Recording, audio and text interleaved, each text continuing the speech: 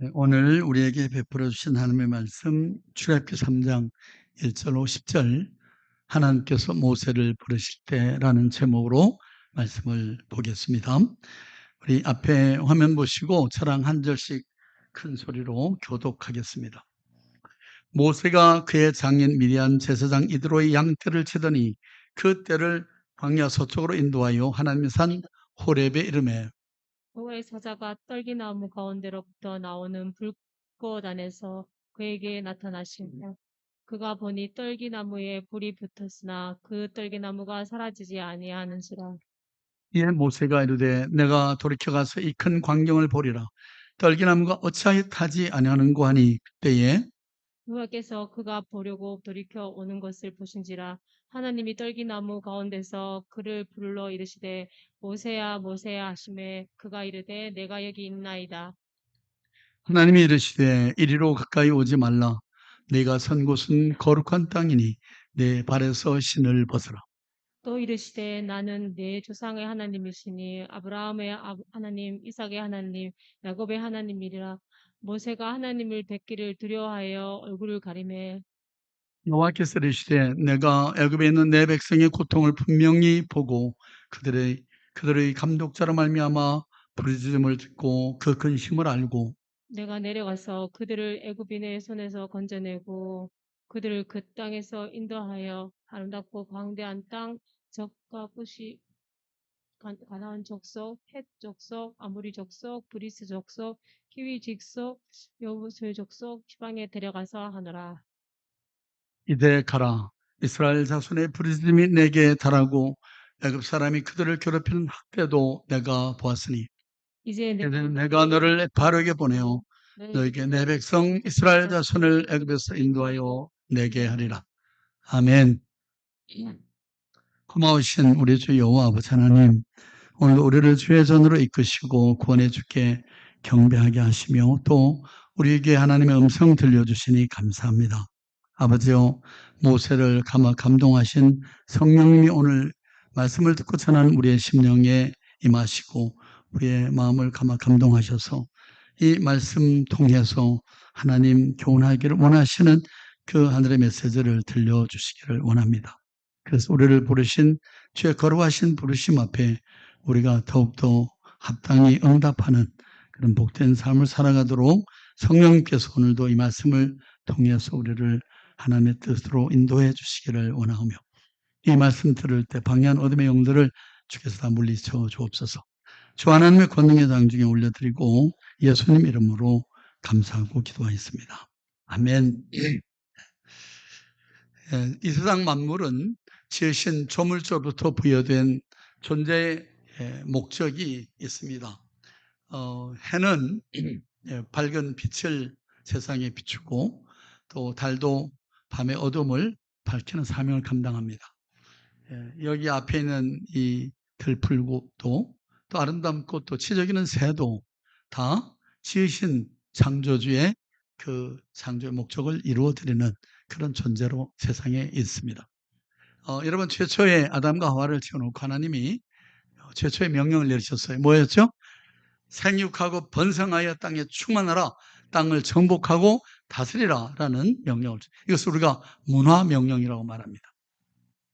오늘 우리들이 이 세상에서 자식을 생산하고 이렇게 대를 이어서 이 땅을 경작하고 다스릴 그런 사명이 부여된 것, 거기다가 여러분 주님께서 우리에게는 새로운 사명을 명하셨습니다. 그게 뭐죠?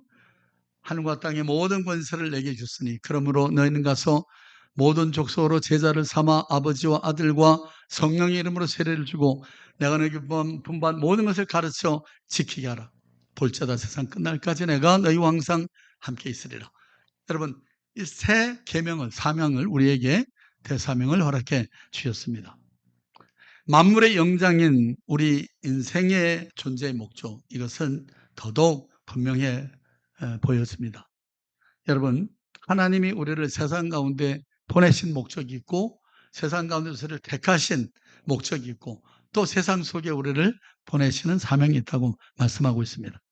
그러므로 인생의 성공과 실패, 이것은 하나님이 우리를 향하신 그 생의 목적을 우리가 깨닫는가 하는 게 첫째고요. 얼마나 그 목적 달성을 위해서 우리가 사명을 이루는가 여기에 있는 것입니다. 안타깝게도 이 세상에 존재하는 많은 사람들은 자신에게 부여된 목적이 있다는 사실조차도 깨닫지 못하는 사람들이 있죠. 네. 저는 어저께 인터넷 뉴스를 보다가 뉴햄프셔의 어느 그 부자가 뭐 여유가 있는 사람이겠죠. 어, 이 한국 말하면 그냥 이 뭐 비싸지 않은 식당입니다. 그냥 허름한 이런 일반 식당에 와서 핫도그랑 뭐 이렇게 몇 개 사 먹고 37브러치를 사 먹고 가면서 여러분 읽으셨어요? 예. 체크를 적어줬는데 16,037불을 적었더라고요. 그 팀란에 16,000불을 적었어요. 그래서 스토어 매니저가 달려가서 이거 혹시 잘못 적은 거 아닙니까? 라고 했더니만 예, 코로나로 많이 어려운 때인데 여러분들은 이런 팁을 받을 만큼 자격이 있습니다. 열심히 수고하는 분들에게 위로를 드리고 싶습니다 하고 갔더라고요.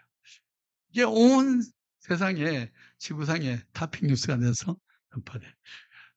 저도 그걸 읽으면서 가슴이 뭉클해지더라고요. 예. 여러분 누구나 돈이 있다고 그렇게 할 수 있는 게 아니잖아.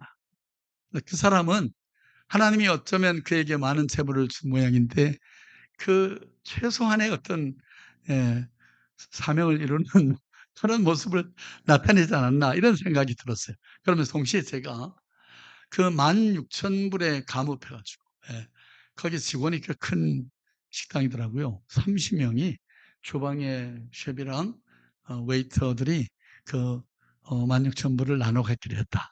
따져보니까는 500 몇 불밖에 안 됐지만 그러나 여러분 그게 참 그분들에게는 보통 일주일에 주급입니다. 얼마나 참 기뻐하는지 그런 모습 보면서 그 16,000불에 우리의 마음이 뭉클해지는데 여러분 그리고 주님을 생각해 봤어요. 여러분 우리 주님이 우리에게 베풀으신 은혜는 어떤 것입니까? 예?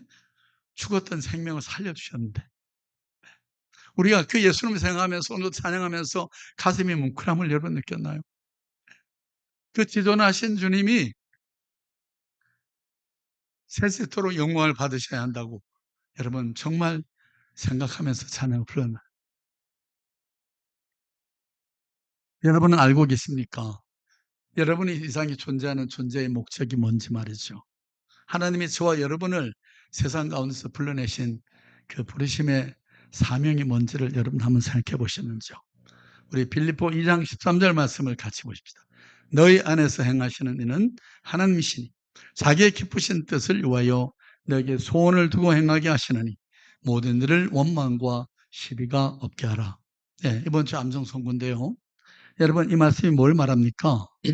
빌립보 교인들 안에 하나님께서 그 속에서 역사하셔서 그들로 하여금 소원을 품고 행하게 하시듯이 하나님 우리들 안에 역사하셔서 오늘도 하나님께서 우리들 안에 주의 영으로 오셔서 우리로 소원을 품게 하시고 그 소원대로 행하게 하신다고 말씀합니다. 네.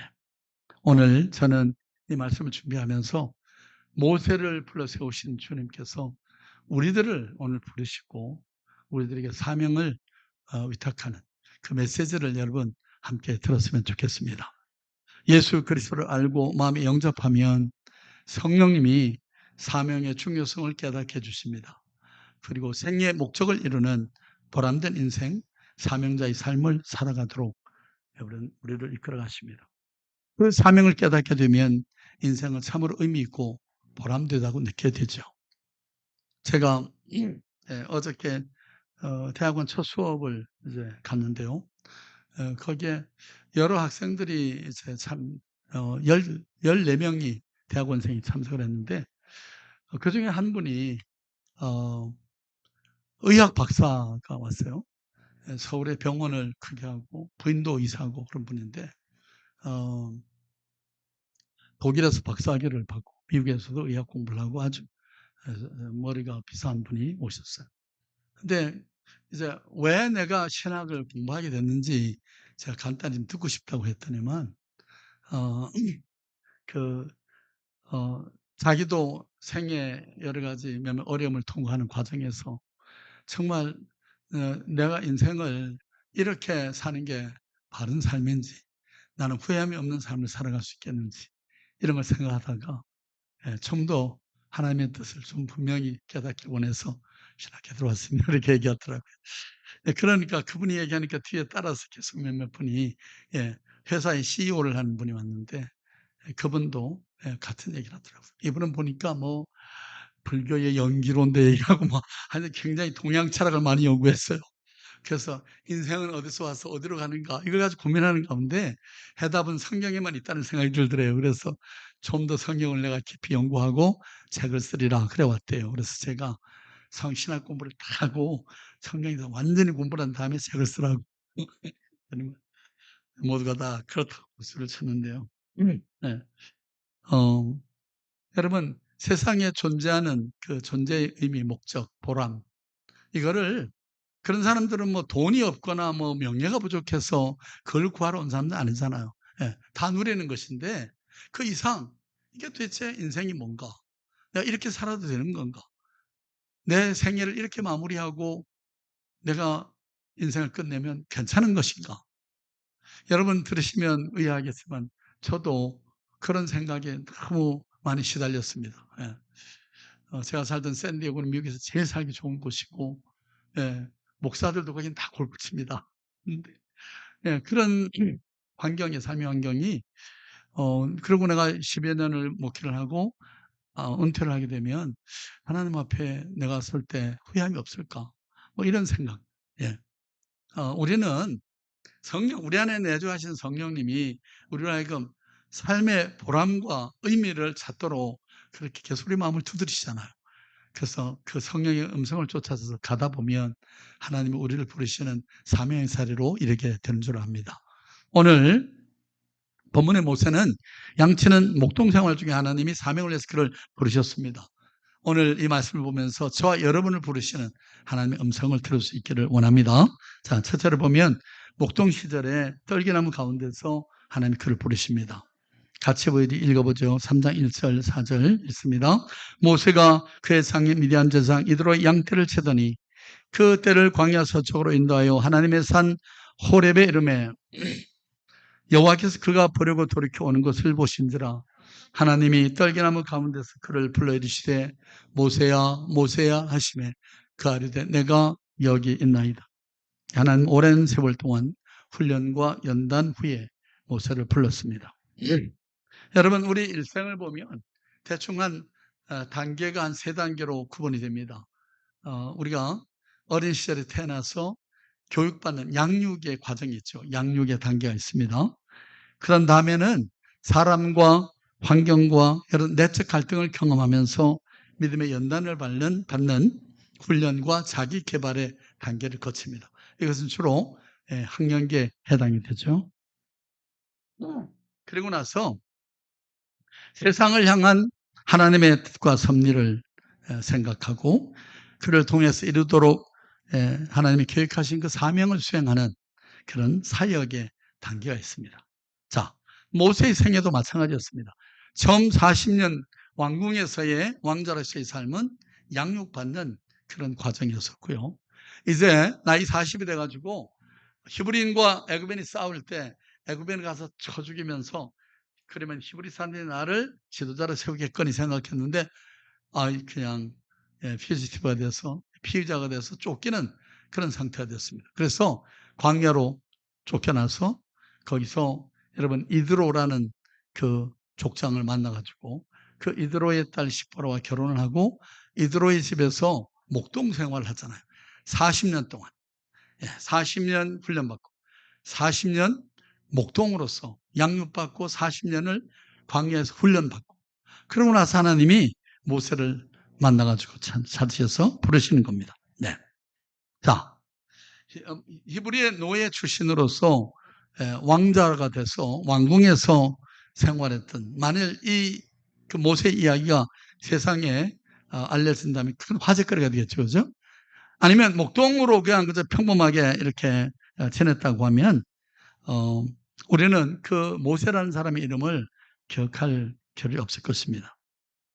그 하나님의 부르심에 응답하는 삶이 없이 죽었다고 하면 우리는 이 광야에 모세라는 이름은 그냥 묻혀서 날려버리고 말았겠죠. 여러분 그렇습니다. 그런데 그가 그 택한 하나님의 백성 이스라엘 백성들을 위해서 애굽으로부터 그들을 이끌어내기 위해서 목숨을 걸고 사명의 자리로 나오게 될 때 의미 없는 인생에 의미가 부여되고 생명 없던 그런 인생에 생명의 활력이 들어가야 되고 하나님께서 그를 지구상에 존재했던 어떤 사람보다도 참으로 위대한 그런 인물이 되게 하셨던 것입니다. 그러므로 일찍이 사명에 눈을 떴던 바울은 사도행전 20장 24절에서 이렇게 수레합니다. 같이 읽어보죠. 나의 달려갈 길과 주 예수께 받은 사명 곧 하나님의 은혜의 복음 증가하는 일을 마치려 하면은 내 생명을 조금도 귀한 것으로 여기지 아니하노라. 예. 여러분 여기 사명을 위해 하나님이 불러주셨다는 것을 고백하고 있는데요. 사명의 사자가 뭐죠? 예, 부를 사자입니다.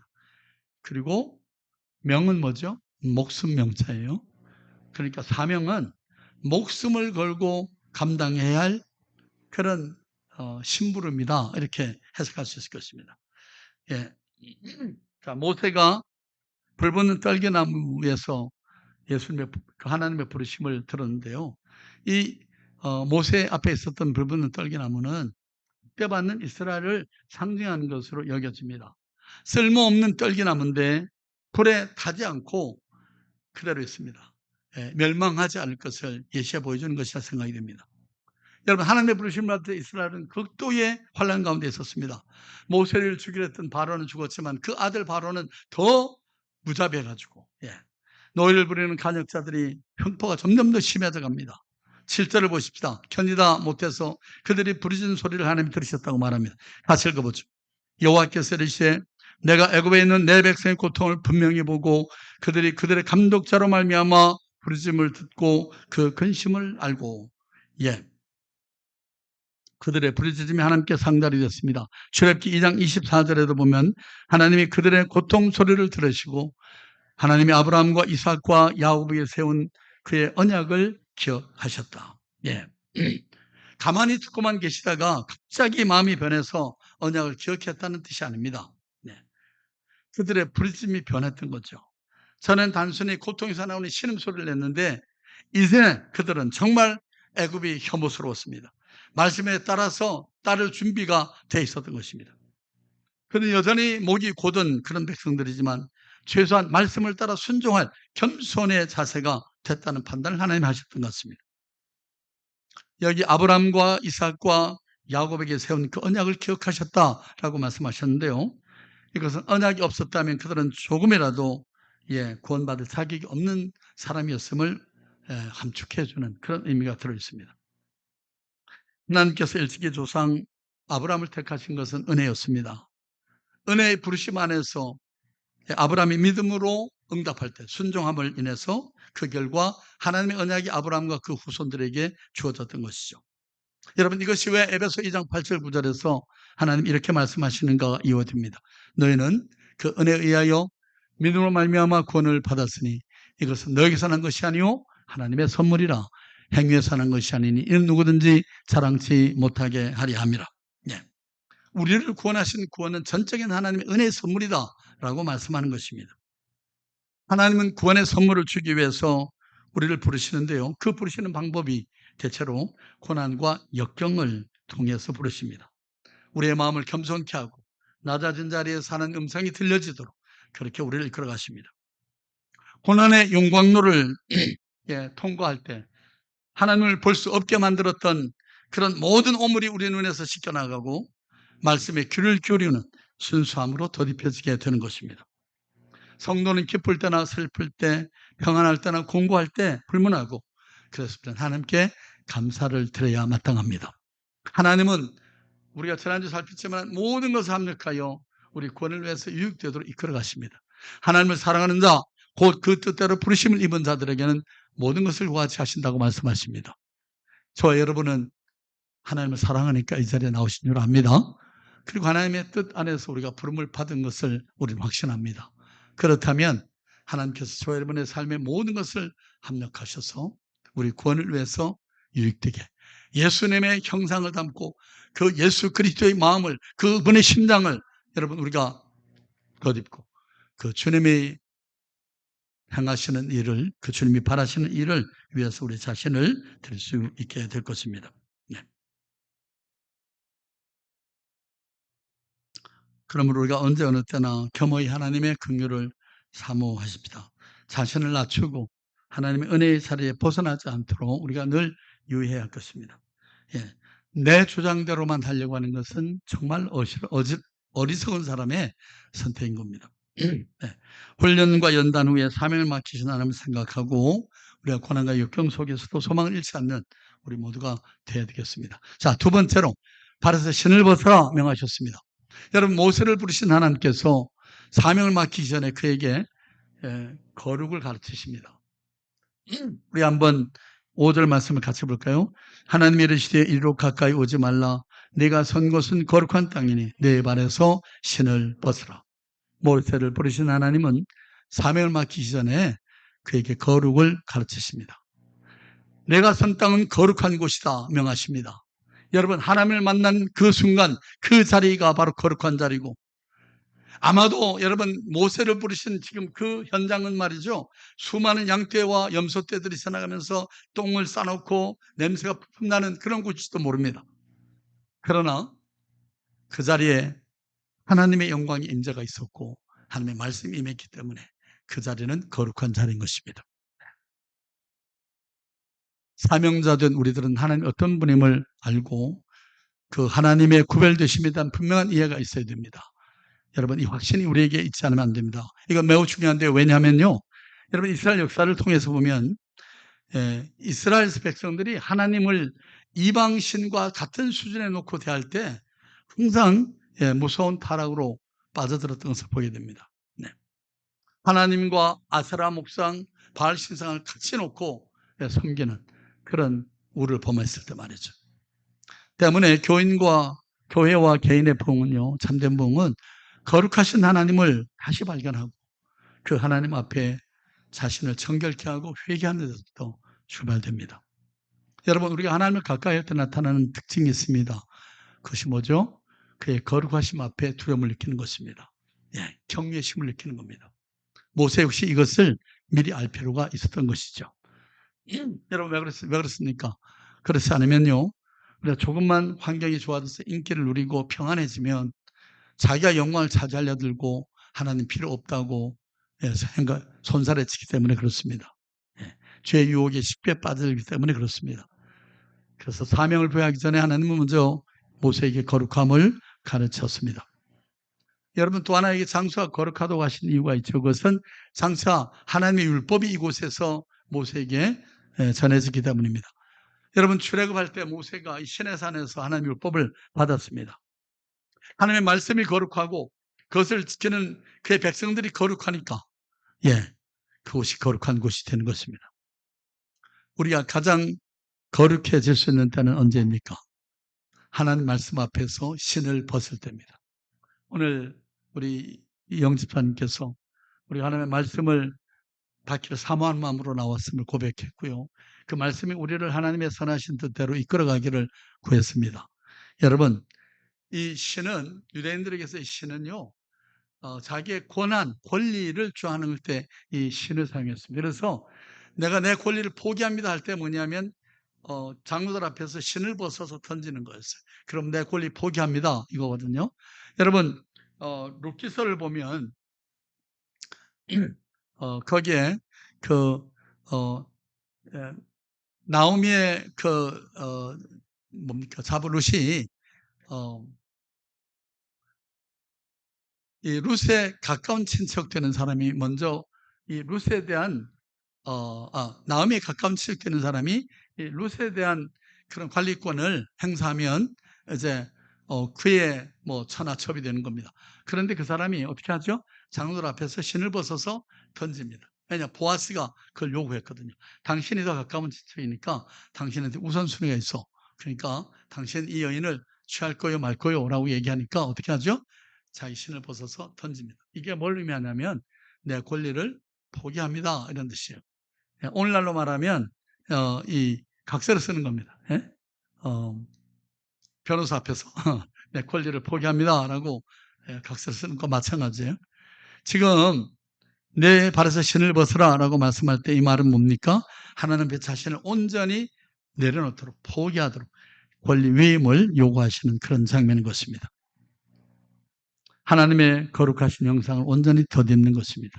나는 죽고 오직 예수 그리스도만 덧입혀지기를 원하는 순간인 거죠. 여러분 그럴 때 경험되는 것이 뭐죠? 하나님의 경외 앞에서 우리가 감격할 때 나타나는 반응은 침묵입니다. 내 주장이 없어지는 거죠. 전에는 뜻대로 막 왕왕왕 하던 사람이 갑자기 말수가 줄어들면서 얌전해져요. 은혜 받았다는 증거일 수가 있습니다. 매사에 자신의 논리나 경험보다도 하나님의 말씀을 중시할 때 그런 반응이 나타납니다. 여러분 그러므로 무엇이 이성적이고 논리적이고 바람직한 것인가, 이상적인가, 혹은 윤리적이고 도덕적인가를 따지기 전에 우리는 무엇이 하나님의 말씀에 부합한 것인가, 하나님의 뜻이 여기에 대해서 뭐를 말하는가를 우리 먼저 살펴야 됩니다. 누군가가 자신의 생각과 경험을 앞세워서 말씀을 왜곡시킬 때 여러분 그때 우리가 주님을 가장 실망시키는 순간이 된다는 것을 잊지 말아야 됩니다.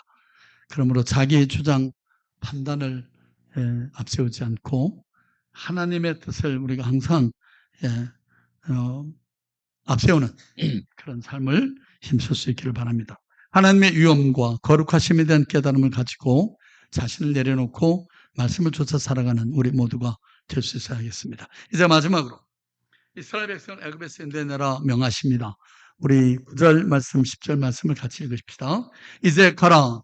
이스라엘 자손의 부르짖음이 내게 달하고 애굽 사람이 그들을 괴롭히는 학대도 내가 보았노니 이제 내가 너를 바로에게 보내어 너에게 내 백성 이스라엘 자손을 애굽에서 인도하여 내게 하리라. 하나님 모세로 하여금 이스라엘 백성을 인도해낼 사명을 맡겨주십니다. 여러분 3절에서 이스라엘 백성들의 고통을 들으신 하나님이 그들을 애굽인들의 손에서 건져내기 위해서 모세를 불러 세우십니다.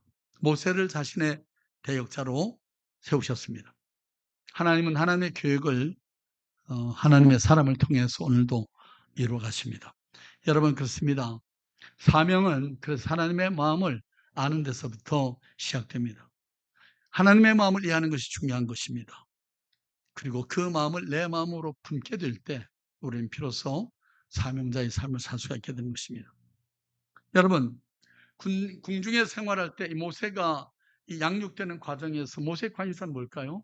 어떻게 하면 더 내가 많은 것을 배우고 다른 왕자들보다 내가 더 똑똑함을 나타내고 그 궁중 생활의 그 귀족 생활의 그 화려함을 내가 어떻게 하면 더 나타낼 수 있을까? 뭐 이런 것이 주 관심사가 되지 않았을까요? 자, 목동 생활을 할 때 모세의 관심은 뭘까요?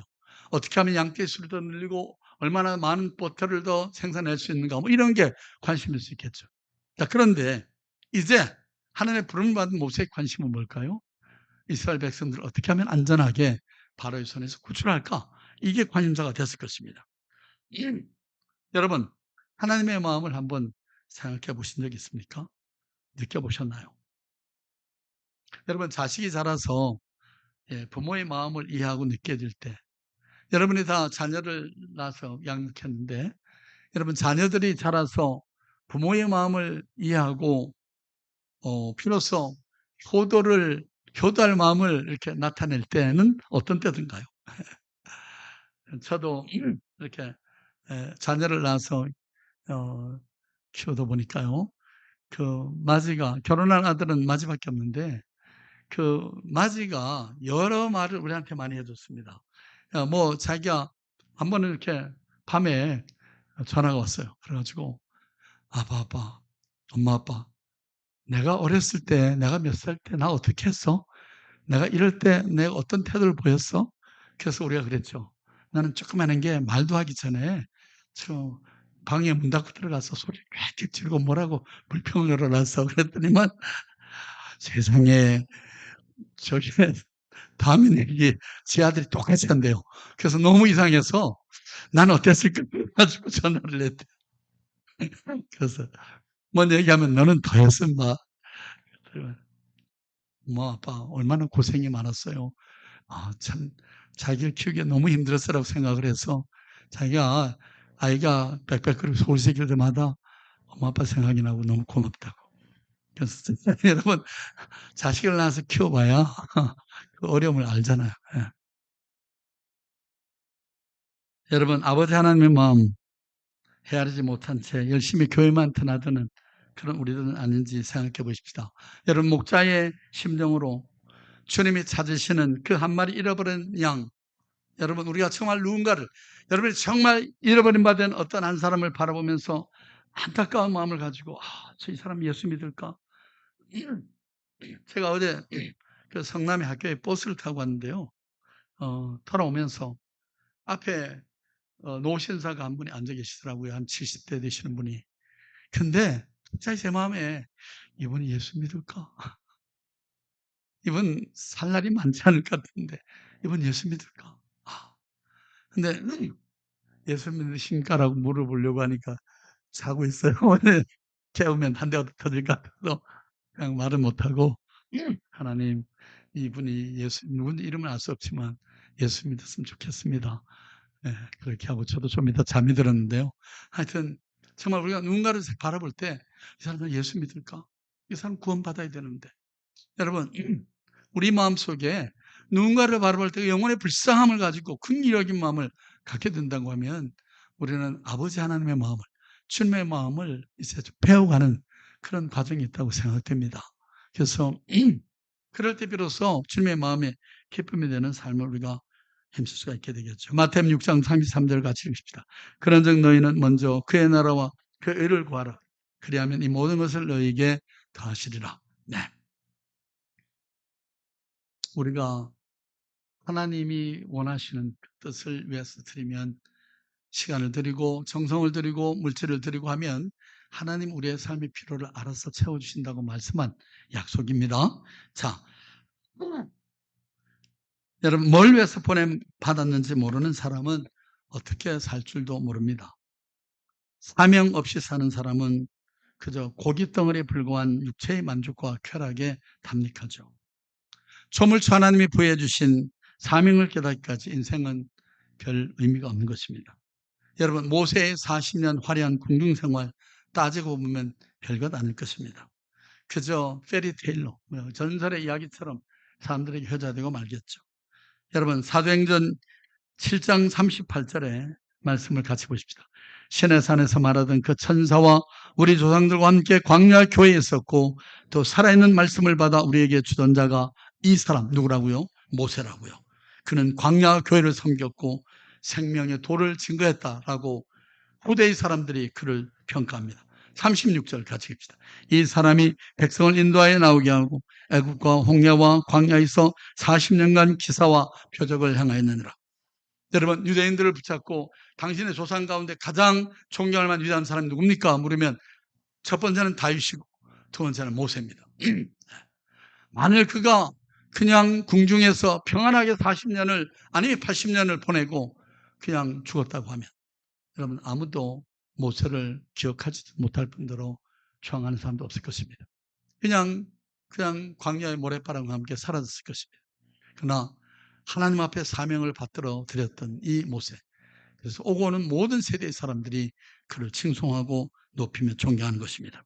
이제 말씀 맺겠습니다. 우리 모두 부르심을 받은 사람들입니다. 하나님께로부터 보냄을 받은 사람들로서 하나님의 마음과 소원, 이것을 우리가 알고 느껴야 합니다. 여러분, 남미의 에콰도르라는 나라에 선교사로 갔던 짐 엘레트라고 하는 선교사가 있습니다. 그는 공부를 많이 해가지고 미국 시카고에 무디 바이블 인스티튜트라고 하는 좋은 대학이 있습니다. 그 대학에서 교수로 청민이 들어왔는데 자기가 하나님과 약속을 지키기 위해서 그 교수의 자리를 거절하고 남미에 선교사로 갑니다. 네. 근데 가서 그 남미 원주민들, 그 원주민 사는 곳에 들어가면 사람들은 죽임을 당하니까 그 사람들하고 어떻게든 그 연결을 지어보려고 수리양용 비행기를 타고 매일 그 지역에 가서 그 사람들 말 하나 배운 거 가지고 여러분 하나님이 여러분을 사랑합니다. 막 이런 걸 계속 방송했어요. 그러다가 드디어 현지 사람들의 그 집단 불학을 발견합니다.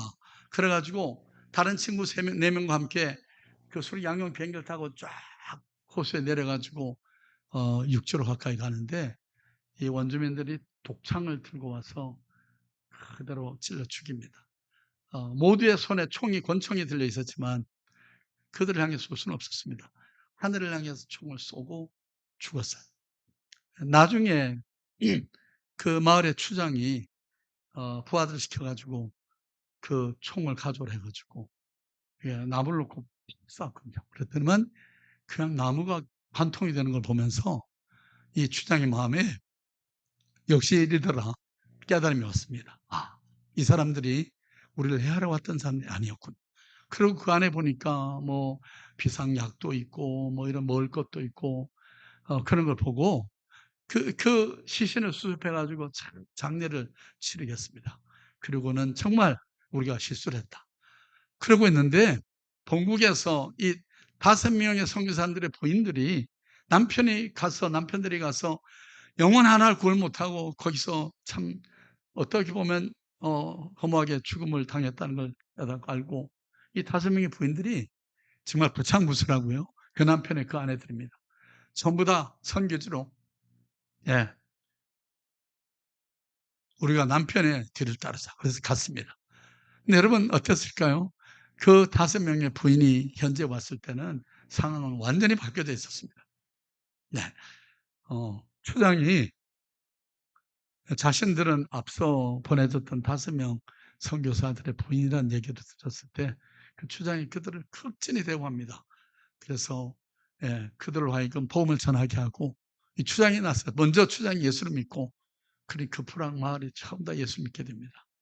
그런데요, 이 짐 엘리어트가 신학교 공부를 하고 있을 때 기숙사에 그 일기를 썼던 일기장이 발견이 됐습니다. 그 내용과 한 부분이 우리의 마음을 감동시키는데요. 그 내용을 한번 읽어보겠습니다. 어차피 붙들고 있을 수 없는 것을 붙들려고 몸부림치는 것보다 더 어리석은 사람이 세상에 또 어디 있겠는가. 그러나 참으로 놓치지 말아야 할 것을 붙잡기 위해 삶을 버리는 것은 결코 낭비가 아니다. 다시 한번 읽어봅니다. 어차피 붙들고 있을 수 없는 것을 붙들려고 몸부림치는 것보다 더 어리석은 사람이 세상에 어디 있겠는가. 그러나 참으로 놓치지 말아야 할 그것을 붙들기 위해 삶을 버리는 것은 결코 낭비가 아니다. 어쩌면 그는 자기의 운명이 어떻게 될지를 미리 예견을 한 것처럼 이런 말을 남겼습니다. 여러분, 우리가 어차피 붙들고 있을 수 없는 것들, 그건 뭘까요? 영원히 우리가 붙잡을 수 없는 것들은 뭐겠습니까? 그러나 우리가 반드시 놓치지 말아야 할 그것을 붙잡기 위해서 내가 가장 귀하게 여기는 것을 버리는 것은 결코 바보짓이 아니라고 우리도 이 짐 엘리어트의 말에 아멘으로 공감할 수가 있겠는지요. 우리 모두 모세를 부르신 하나님께서 우리를 부르셔서 천하보다 귀한 영혼들 많은 사람을 옳은 대로 돌아가게 한 자는 별과 같이 영혼으로 비치게 되리라. 여러분 제가 왜 사람들 만나면 욕을 먹어가면서 예수 믿으라고 얘기하겠습니까? 뭐 오늘 아침에 제가 우리 권사님을 모시고 오다가 우리 권영자 권사님이 아파트에 계신 어떤 분한테 40대 젊은이한테 예수 믿으라고 얘기했다가 아주 봉변을 너무 당하셔가지고 내가 다신 예수 믿으라고 얘기하나 봐라 그랬다고 그래서 제가 그게 바로 사단의 전략이니까 그래서 권사님 그랬어요. 권사님 상급 얻으신 겁니다. 하나님께 상급을 더 쌓으신 겁니다. 그렇게 고면을 드렸는데요. 여러분 초대교회 성도들은 예수 그리스도를 인해서 고난받는 것을 기쁨으로 알았다. 그렇게 고백합니다. 성경에 여러분 우리가 예수 믿으라고 전도하면서 욕먹고 여러분 이 고난받는 것은 전부 다 하나님 나라의 상급으로 쌓이는 줄로 믿습니다. 이거는 제 얘기가 아니고요. 성경 약속이 그렇습니다. 여러분 하나님 나라의 영원한 상, 하나님 나라에 가서 많은 사람들이 존경하고 부러워하는 대상들 어떤 사람인가요? 저 같은 교회 목사, 큰 교회 목사가 아니고요. 삶에서 복음을 열심히 증거한 사람, 예수 그리스도를 나타낸 사람들, 그들이 하나님 나라에서 영원히 존귀함을 입습니다. 하늘의 별과 같이 영원토록 비치게 된다고 말씀하잖아요. 여러분, 그 후회함이 없는 그 한나라의 복을 우리도 함께 누려야 되지 않겠습니까? 네. 하나님의 부르심에 응답했던 모세처럼 우리도 하나님 아버지의 마음을 품고 영원 살리는 사명을 위해서 우리 모든 것을 투자할 수 있기를 주님을 바랍니다. 기도하죠. 아버지 하나님 은혜를 감사합니다. 오늘도 우리를 죄의 세나로 이끄시고 우리가 이 땅을 3년 동안에 무엇을 힘써야 하는지, 하나님이 우리를 부르신 그 거룩하신 부르심의 목적이 무엇인지, 아버지요, 그 부르심의 목적을 깨닫고 부르심에 적극적으로 응답하는, 복음으로 설명되는 삶을 힘쓰는 우리 모두가 되게 하여 주옵소서. 그래서 많은 사람을 옳은 대로 돌아가게 하는 자가 받게 될 영원토록 빛나는 별과 같이 빛나는 하늘의 영광을 사모하고 하늘의 상급을 사모하는 우리 모두가 되기를 간절히 빌고 원하오며 예수님 이름으로 감사하고 기도하였습니다. 아멘. 오늘 말씀을 생각하시면서 우리 주님 다시 오실 때까지 믿음의 고백으로 찬양을 드립니다.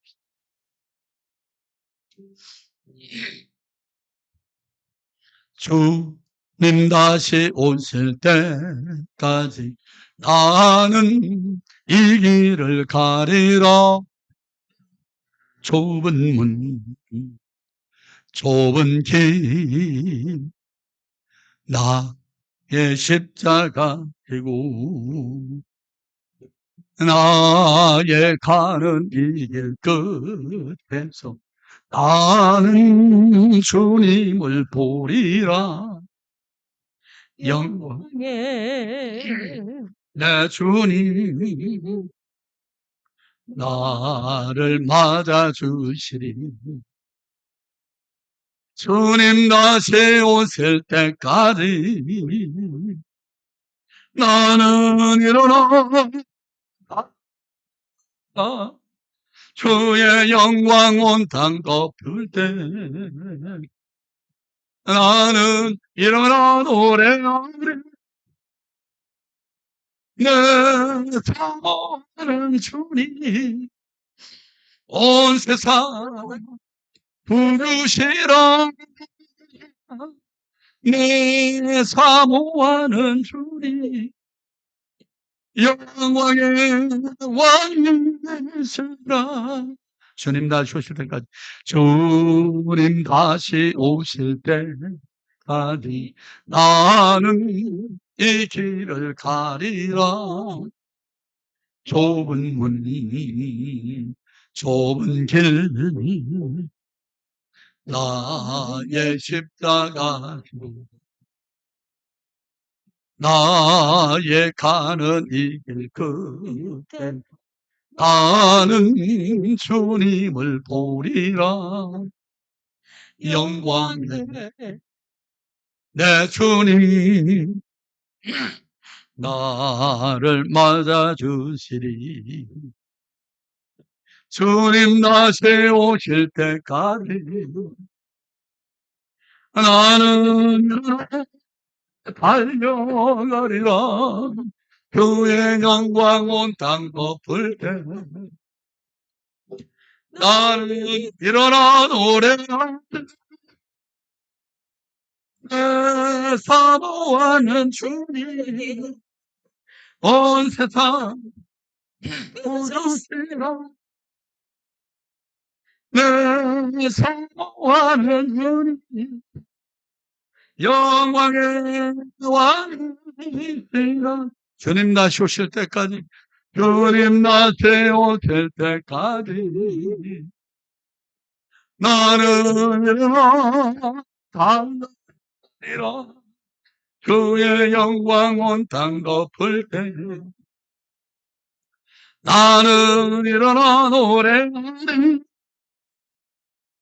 내 사모하는 주님 온 세상 구주시라.